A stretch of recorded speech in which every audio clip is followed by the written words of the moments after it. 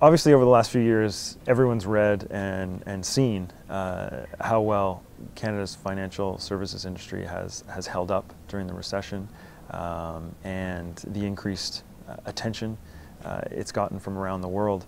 How has the impression of and the influence of Canada's financial services industry changed most significantly over the last few years?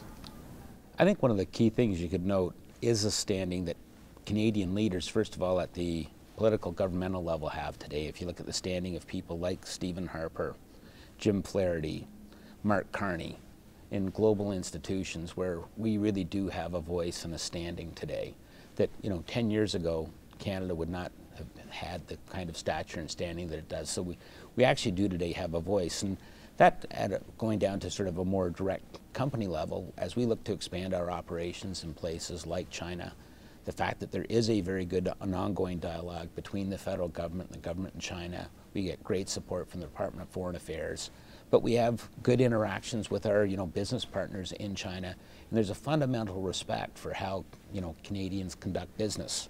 One of the interesting things that's of note is every year the Communist Party of China sends a delegation over to the Rotman Business School to learn about the financial services sector and practices, and they've actually come to Canada several years in a row. Canada helps support. Canada is a big sponsor of that program, as is Rotman, but as is Manulife. We do play a role in that as well. So it's a clear indication that there is an opportunity, for the public sector and the private sector to cooperate and help develop our international footprint. You mentioned in your talk about China's recognition of Canadian stability pretty early on. I don't know if you want. Can you speak to that a little bit? Sure.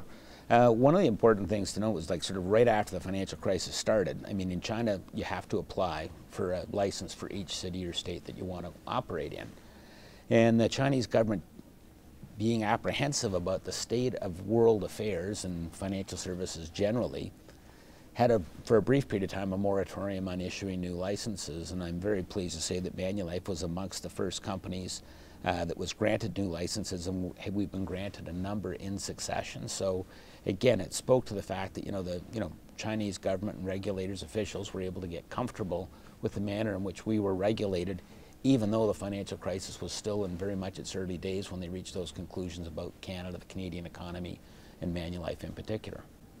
Not to keep it all back-patting, but we've obviously held up pretty well. What can we do better? Well, again, I think it's one of those things where we continuously need to look at our models and make sure that they are competitive. I mean, at this particular moment, we have an accounting model that the life industry is subject to that's relatively unique in the global context. So to the extent we're competing with companies out of Europe, out of Asia, out of the United States, to have an accounting and regulatory framework where there's a common yardstick, a common measurement, and people can readily compare company A to company B to company C would be a very good thing. We've, to some degree, been leading the world in setting some of these new policies, but it seems quite clear at this point, the United States and Europe aren't likely to be coming in our direction anytime soon.